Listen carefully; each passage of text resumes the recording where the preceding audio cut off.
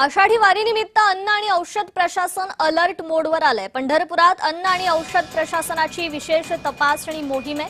2017 hotels आणि मिठाईची दुकानं आणि प्रसाद विक्रीच्या दुकानांची तपासणी होतीये।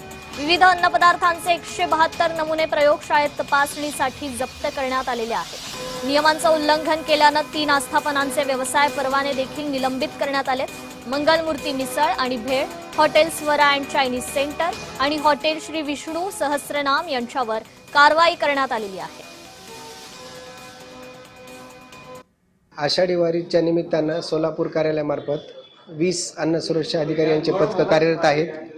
त्यामध्ये आम्ही आज अखेर 217 अन्न आस्थापनाच्या तपासण्या केलेल्या आहेत। 172 अन्न नमुने विश्लेषणासाठी घेतलेले आहेत आणि विश्लेषण अहवाल प्राप्त झाल्यानंतर त्यांच्या विरुद्ध नियमानुसार कारवाई घेण्यात येईल।